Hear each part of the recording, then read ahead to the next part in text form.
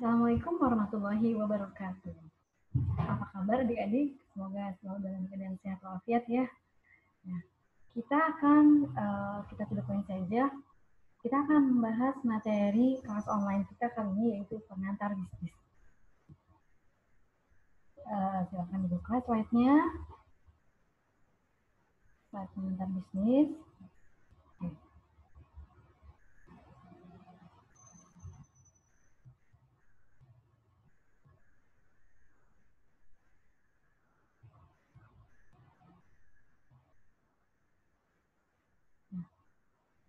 Sesi pengantar bisnis kali ini dibawakan oleh saya, Bu Kiki. Saya akan bertanya Bu Kiki ya. Ada yang belum kenal, kita juga kenal ya.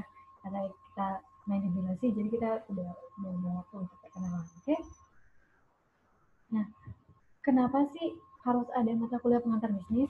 Karena kebutuhan terkini saat ini, tuntutan dari pendidikan terutama mahasiswa S1 atau sarjana yang dicetak itu diharapkan mampu menghasilkan lulusan-lulusan calon entrepreneur. Oleh sebab itu, mata kuliah pengantar bisnis kita bukan hanya teori. Jadi kalian juga harus sudah mempersiapkan, jadi sudah ancang-ancang nanti di pertemuan mungkin akan diberikan penguatan dari konsep, pemahaman dari teori untuk memperkuat skill kalian nanti di lapangan. Tapi kalian harus mempersiapkan juga kira-kira nanti kalian akan membuat perencanaan bisnis apa. Jadi sesi pengantar bisnis kita bukan hanya sekedar materi atau belajar teori, tapi juga mulai belajar merumuskan bisnis yang akan dirintis. Oke? Dan sudah mulai dipersiapkan dari sekarang. Oh, saya mau bisnis apa nih nanti? Dan diharapkan itu sudah menjadi cikal bakal yang memang sudah mulai dirintis atau dipersiapkan. Oke? Kenapa sih lulusan sarjana saat ini harus menjadi pebisnis? Karena kemampuan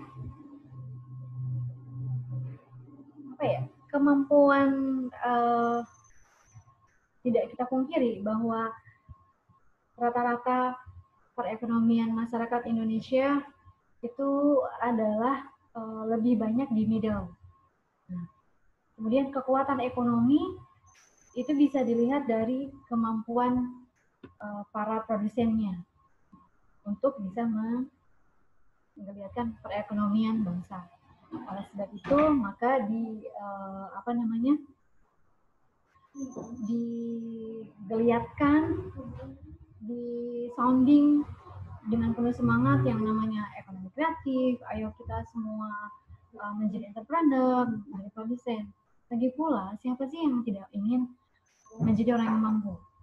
Ya kan? Bukan orang kaya ya, orang yang mampu. Mampu untuk apa? Mampu untuk berbuat lebih banyak, mampu berkontribusi bagi banyak orang, mampu memenuhi kebutuhan masyarakat, dan mampu mandiri dan berdikari. Jadi tidak mengganggu hidup orang lain, tapi justru mampu bermanfaat bagi banyak orang. Jadi mampu berkontribusi bagi banyak orang dan memiliki kekuatan ekonomi atau kekuatan finansial yang baik. Jangankan untuk kebutuhan diri sendiri ya, untuk bisa membantu orang lain pun kita harus kuat secara ekonomi, harus mampu baik dari sisi mentalitasnya, dan terutama untuk seorang entrepreneur yang paling penting adalah mentalnya. Karena pada saat merintis sebuah usaha atau bisnis, itu tidak terlepas dari jatuh bangunnya sebuah usaha, dari resiko-resiko yang banyak. Dan resiko-resiko itu tentu saja bukan untuk dihindari, tapi untuk dihadapi. Karena itu bagian dari sebuah proses untuk pendewasaan Anda. Jadi kita belajar di sini bukan hanya sekedar mengisi pikiran kita, tapi juga mengisi hati kita dan mensinergikannya menjadi sebuah intelektualitas yang menjadi satu paket dengan perilaku etika yang baik.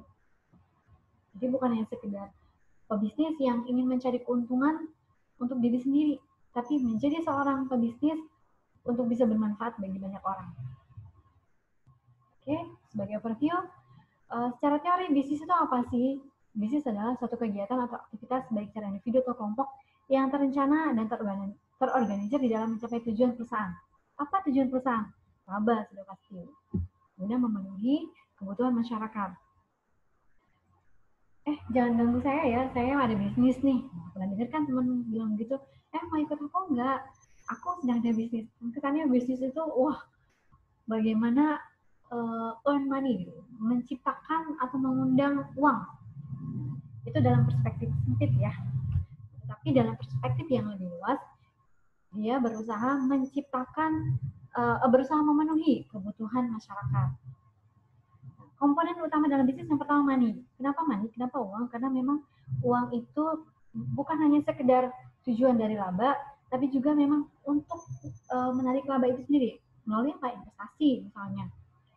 Dari uang itu diinvestasikan jadi modal, digunakan operasional, dan investasi itu kembali lagi menjadi kewajiban bagi stakeholder yang ada yang melakukan operasional bisnis perusahaan untuk bisa kembali menjadi laba. Oleh sebab itu kalau kita bicara di akuntansi, kenapa modal itu ada di sisi kewajiban? Karena itu harus kembali menjadi keuntungan. Jadi harus ada timbal balik. Kemudian yang kedua, men. Apa itu men? Men itu adalah orang, manusianya, sumber daya manusianya. Sebuah usaha itu harus dijalankan oleh orang-orang ini. Kalau usahanya atau bisnisnya baru dirintis, masih misalkan baru dia sendiri dan dia masih memanfaatkan teknologi misalnya sosial media. Nah, tapi kalau dia sudah mulai berkembang, dia membutuhkan orang untuk membantunya. Minimal 1 orang, kemudian berkembang lagi 2 orang, bisa bagian keuangan dulu. Jadi secara bertahap dan sampai akhirnya nanti mulai dibuat autopilot bisnisnya itu. Autopilot dalam arti terjadi pendelegasian wewenang dan tanggung jawab, sehingga walaupun si ownernya sedang pergi, tetapi keberlangsungan usaha tetap berjalan. Jadi tidak semata-mata hanya bergantung pada teknologi. Kemudian yang ketiga, teknologi. Teknologi ini berperan penting. Misalkan usahanya usaha jasa, apakah masih butuh teknologi? Oh, tetap butuh. Misalkan sebagai sarana promosi melalui sosial media, melalui Facebook, Instagram, dan sebagainya. Bagaimana kalau usahanya dagang, butuh teknologi? Pada saat ini butuh juga untuk sarana komunikasi, promosi, ya kan? Apalagi industri, manufaktur, untuk efisiensi, tentu saja, dan untuk mengendalikan kualitas dari produk tersebut. Kemudian yang keempat adalah metode perencanaan. Sebelum kita memulai suatu usaha, kita harus berpikir dulu, jangan asal jalan. Jadi kira-kira target pasarnya bagaimana? Produk yang dibutuhkan masyarakat itu seperti apa? Kebutuhannya bagaimana? Kalaupun kita menciptakan produk yang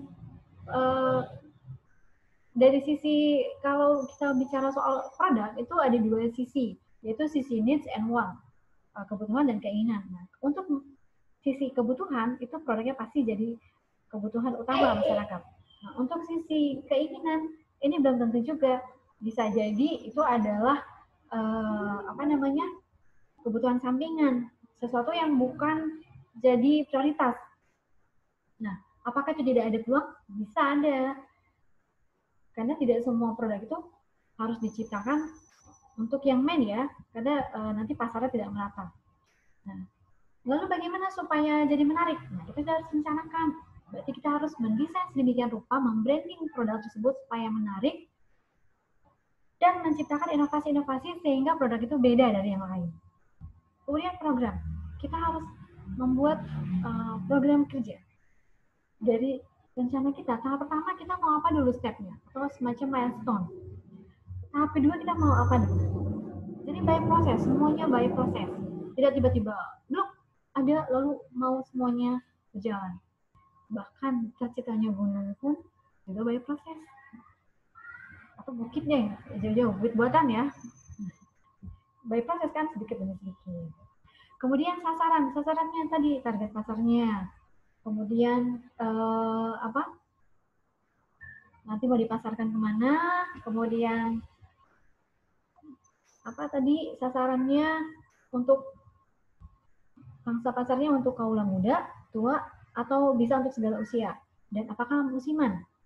Kemudian material. Nah, material ini adalah bahan bakunya, kemudian logistik lainnya.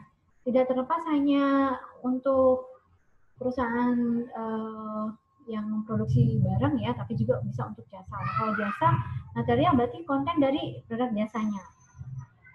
Terkait dengan pemasaran, kita kenal yang namanya bauran pemasaran. Lebih jauh nanti kalian kenal ini di mata kuliah marketing.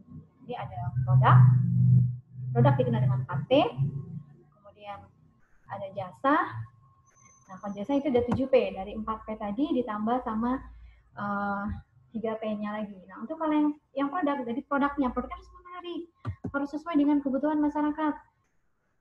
Kemudian branding image, jadi dari promosi tadi sudah tertanam di pikiran bawah sadar konsumen. Oh, saya mau coba produk itu.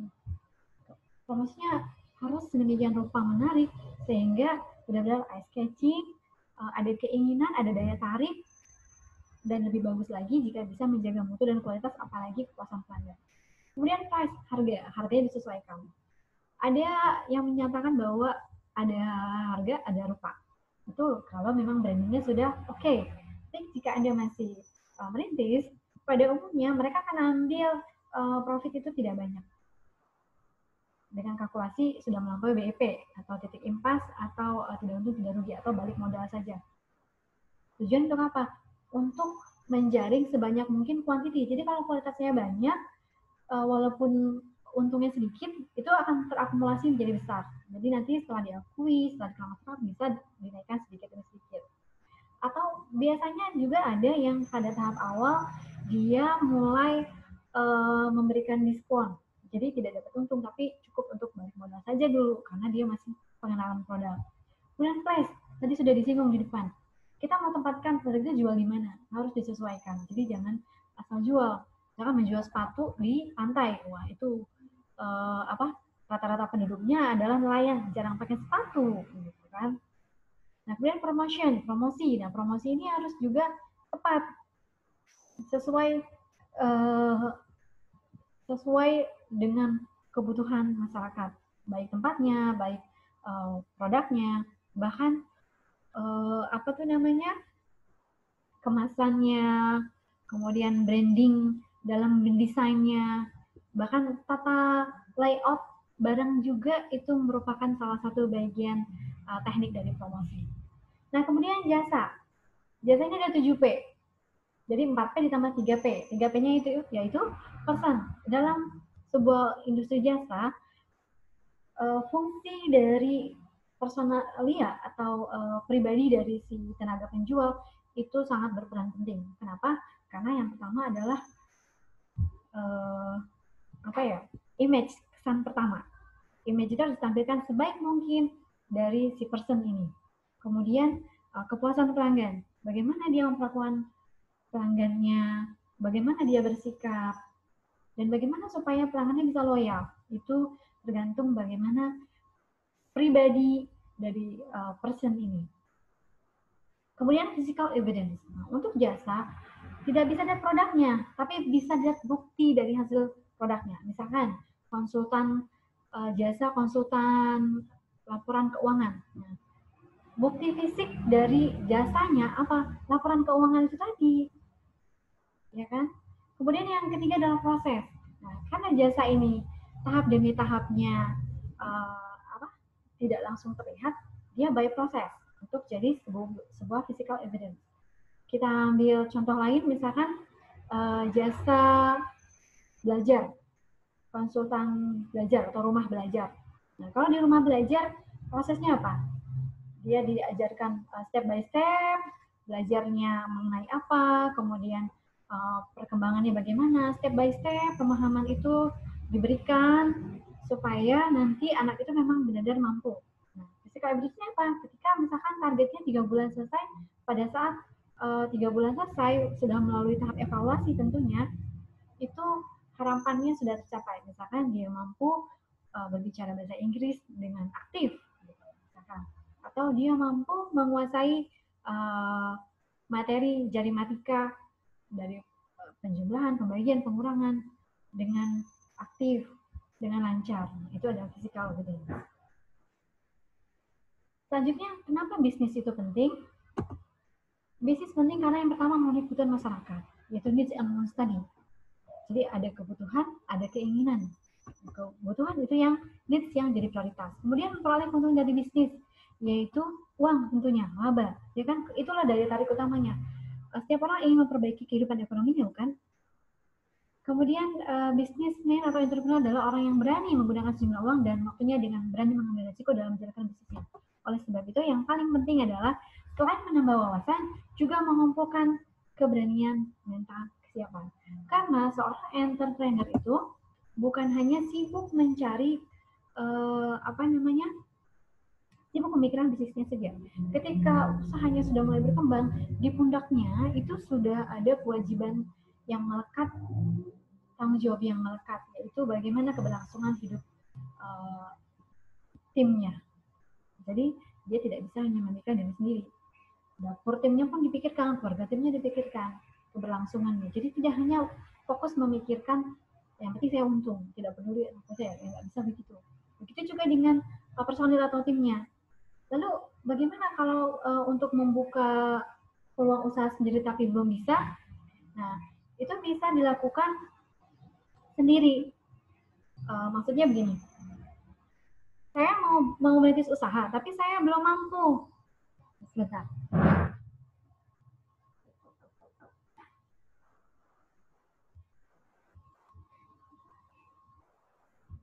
Saya mau merintis usaha, tapi saya belum mampu, belum kuat.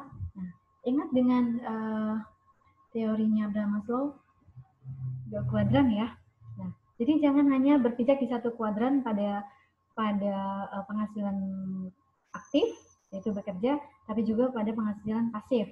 Jadi sambil bekerja, sambil menjalankan rintisan usahanya, tidak apa-apa. Itu 2 kaki malah lebih bagus. Jadi dia sambil menimba ilmu di tempat pekerjaannya, menimba pengalaman, mengasah diri, juga sambil melakukan sambil mengorganisir rintisan usahanya. Itu lebih baik lagi. Kenapa? Karena setiap orang kemampuan dan skillnya harus terasah dengan jam terbang. Dan itu semua by proses, tidak bisa instan. Bahkan insting pun itu dilatih dan terlatih. Jadi tidak ada sebuah usaha yang hanya bersantai-santai lalu tiba-tiba muncul. Bahkan orang yang lahir dari keturunan mahir sekalipun, dia tetap harus ditempa oleh latihan-latihan. Kekurangan pebisnis, resiko ditanggung sendiri, banyak waktu tersita untuk usahanya, adanya kecenderungan lebih menilai materi daripada kepuasan. Wah, kalau sudah dapat nutrisi, wah saya puas sekali, wah saya senang. Sebenarnya tidak selalu seperti itu ya. Itu kan dalam pandangan yang sempit. Jadi menilai keuntungan itu dari materi. Nah, kalau pandangan yang lebih luas, menilai materi, menilai sebuah benefit atau manfaat itu bukan hanya sekedar materi, tapi juga manfaat jangka panjang dan berbagai macam kesempatan atau opportunity. Misalkan Anda diundang untuk datang mengisi sebuah pameran. Nah, tapi pameran itu tuh tidak memperjualbelikan. Jadi hanya memajangkan produk-produk Anda, layout produknya harus ditampilkan karena ceritanya itu hanya untuk memperkenalkan hasil produksi sebuah daerah misalkan. Nah, tidak mau terima orang tidak ada jual beli, tidak ada transaksi jual beli. Saya tidak dapat untung. Oh, jangan begitu. Padahal itu kalau lihat benefit secara lebih luas itu adalah manfaat promosi, ya kan? Kemudian yang kedua, berada di satu event seperti itu sudah gratis dan dimanfaatkan, sayang kan?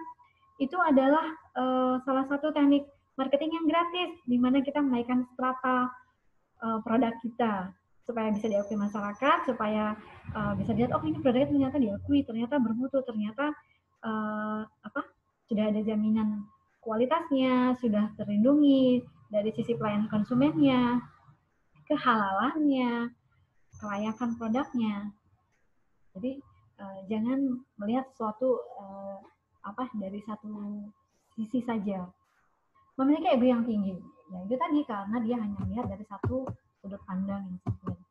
Kemudian 3 istilah bisnis, yaitu usaha perorangan, individu, ini yang kecil-kecilan seperti UMKM atau perusahaan dagang. Usaha besar seperti pabrik, hotel, dan sebagainya. Dan usaha dalam bidang struktur ekonomi satu bangsa dilakukan oleh pengusaha dan pemerintah baik yang mengejar laba maupun tidak. Contohnya Pertamina, BUMN. Kemudian pengertian bisnis menurut Hughes dan Brown dan Petrello. Ya, saya ambil salah satu ya, adalah satu lembaga yang menghasilkan barang dan jasa yang dibutuhkan masyarakat. Menurut Hughes dan Kapoor, ini adalah kegiatan usaha individu atau kelompok yang terorganisasi untuk menghasilkan dan menjual barang jasa guna mendapat keuntungan dalam memenuhi kebutuhan masyarakat. Nanti pada saat ujian kalian bisa isi dengan versi bahasa sendiri, oke? Selanjutnya laba. Apa sih laba? Laba adalah penerimaan bisnis yang jumlahnya lebih besar dari biaya yang dikeluarkan untuk memperoleh barang atau jasa. Dan ini memegang peranan penting dalam bisnis maupun pemerintah. Karena sebagai tujuan bisnis dalam menjaga kelangsungan hidup, ya dia butuh laba kan untuk operasional, untuk mendanai baik dari sisi operasi, investasi, bahkan untuk menjamin keberlangsungan dan kepastian hidup dari loyalitas tim manajemennya sendiri, lihatnya dari sana juga. Sebagai insentif pendorong agar kerja lebih efisien, jadi kerjanya dia efektif, tidak buang-buang waktu, tidak asal penuh tanggung jawab. Jadi ini sebagai stimulan. Sebagai standar perbandingan antar perusahaan-perusahaan pesaing. Jadi antar perusahaan saing yang dalam produksi yang sama, dalam industri yang sama, mereka bisa melihat. Biasanya ini kita bisa lihat dari perusahaan yang sudah go public, yang sudah mempublikasikan keuntungan yang diperoleh perusahaannya di media massa. Kemudian masukan bagi pemerintah melalui pajak. Saya agak cepat ya. Kemudian faktor-faktor kontinuitas bisnis, faktor-faktor yang menentukan keberlangsungan bisnis, yaitu yang pertama adalah likuiditas. Nah, likuiditas, solvabilitas, rentabilitas, profitabilitas, dan kredit rating. Kita bahas satu-satu dengan lebih cepat ya. Likuiditas adalah kemampuan suatu perusahaan dalam memenuhi kewajiban untuk membayar utang jangka panjang, untuk jangka pendek, yaitu utang usaha, utang dividen, utang pajak, dan lain sebagainya. Likuiditas juga merupakan kemampuan seseorang atau perusahaan untuk melunasi utang-utang yang segera harus dibayar dengan menggunakan harta lancarnya. Pada umumnya, tingkat likuiditas suatu perusahaan ditunjukkan dalam angka tertentu, seperti angka rasio cepat, rasio lancar, dan angka rasio kas. Likuiditas ini berarti apa? Berarti kemampuan perusahaan untuk memenuhi kewajibannya dalam periode yang pendek, berarti 1 tahun. Kemudian, solvabilitas. Sebenarnya baik likuiditas maupun solvabilitas saling memiliki karakteristik yang kuat, karena likuiditas maupun solvabilitas keduanya sama-sama menunjukkan kemampuan perusahaan untuk membayar utang, baik melalui aktiva tetap, yaitu likuiditasnya, maupun seluruh aset perusahaan atau solvabilitas. Nah, solvabilitas merupakan kemampuan yang memiliki perusahaan untuk melunasi kewajibannya. Menurut Munawir, ini untuk menunjukkan kemampuan dalam memenuhi kewajiban jika dilikuidasikan, baik itu kewajiban keuangan jangka pendek maupun jangka panjang. Jadi jika dilikuidasikan. Adanya solvabilitas ini menunjukkan kemampuan perusahaan melunasi utang menggunakan seluruh aset yang mereka miliki. Namun perusahaan yang dianggap solvable belum tentu menggambarkan kondisi keuangan mereka yang cukup baik juga. Ternyata hal ini kurang tepat ya. Kenapa? Karena perusahaan ini belum tentu juga dipastikan bahwa dia tidak akan pilot. Maksudnya bagaimana? Contoh, kita ada laporan keuangan. Dari sisi aset, misalkan dia punya aset bagus, kemudian aktiva lancar, oke. Kemudian ada aktiva tetap, dia akui di aktiva tetap itu gedung 3M misalkan, tapi itu sudah berpuluh-puluh tahun lalu. Nah, dia lakukan depresiasi kan, tapi nilai depresiasinya itu belum mengikuti ketentuan perpajakan di mana depresiasinya harus sesuai dengan penilaian dari ahli appraisal, ahli penilai aktiva tetap. Kalau kita lihat secara kasat mata dari laporan keuangannya, dari aktivanya, oh ini perusahaannya jauh, tidak akan pilot gitu kan. Ketika misalkan aset lancarnya tidak memadai untuk memenuhi kewajiban-kewajibannya dan dia bisa dilikuidasi karena banyaknya utang. Dia masih punya gedung yang punya nilai jual tinggi. Tapi ketika sudah dinilai oleh appraisal, ternyata gedungnya itu sudah rusak dalamnya, sudah malfunction lah, dan inilah hanya 2 juta. Nah, ternyata apa?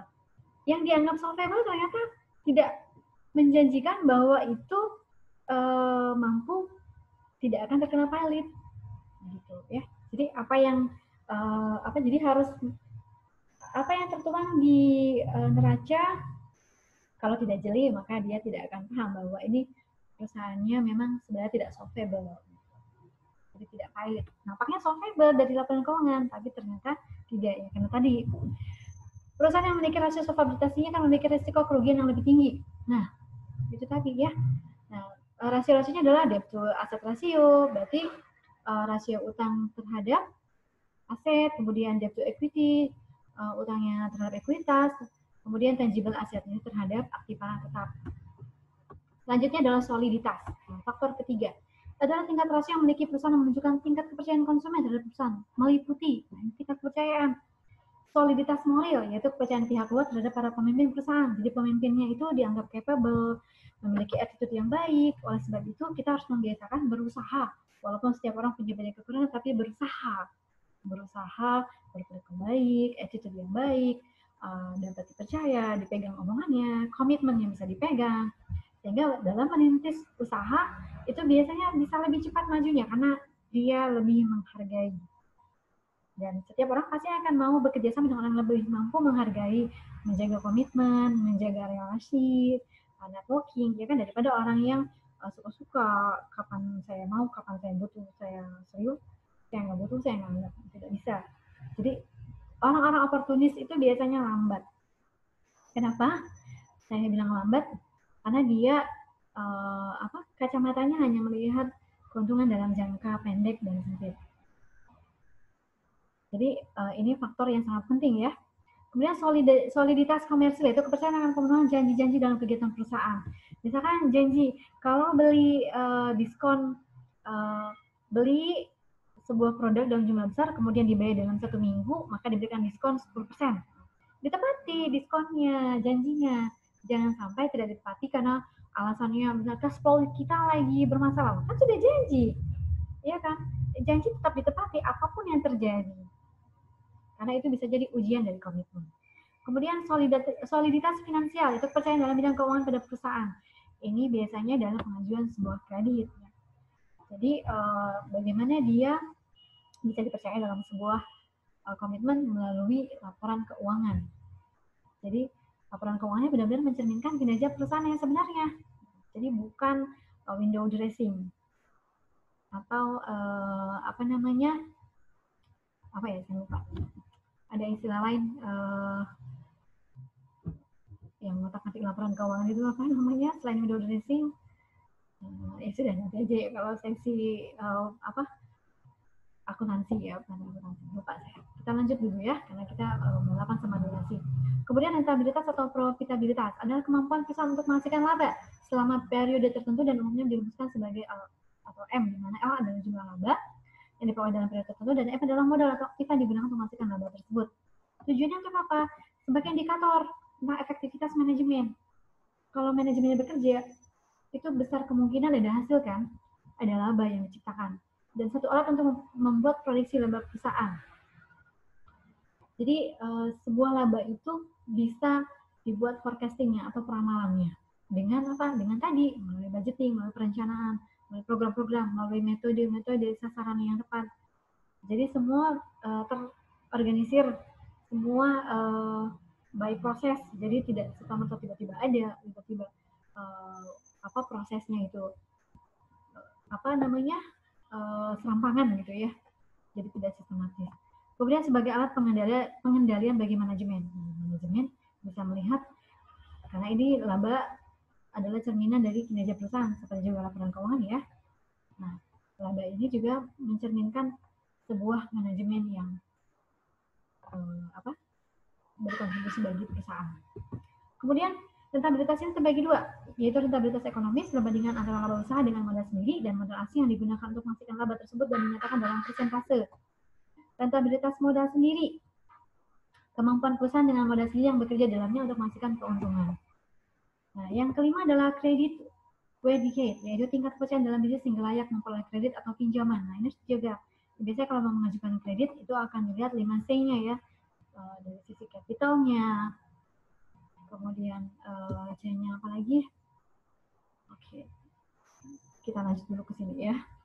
Jadi ada banyak faktor yang akan dilihat oleh perbankan, bukan hanya dari laporan keuangan, tapi ada 5C juga. Nanti kita bahas di sesi yang lain untuk 5C ini. Fungsi dasar bisnis yang pertama dari Stendhal, ini The World of Business dari tahun 1999, mencari bahan mentah. Yang pertama ini untuk usaha, bukan jasa ya, tentunya merubah bahan mentah menjadi bahan jadi. Ini adalah proses produksi, kemudian manufacturing, raw materials, memasarkan dan mendistribusikan barang jadi tersebut. Sudah masuk proses marketing sampai pada konsumen. Nah, kalau pandangan ekstrim ini ditambah dengan production atau marketing, tapi sama aja maknanya. Kemudian peluang yang disediakan bisnis apa sih? Yang pertama, mendapat kepuasan dalam bekerja. Sesuatu yang dilakukan dengan jerih payah sendiri menunjukkan harga diri, ya kan? Menunjukkan eksistensi diri, menunjukkan kemandirian, kemampuan berdikari, dan mampu berkontribusi. Belum untuk banyak orang, tapi bisa untuk keluarga. Dan ini adalah memberikan sesuatu kepuasan tersendiri karena merasa hidupnya bermakna. Kemudian berani menghadapi tantangan dan harapan untuk masa depan.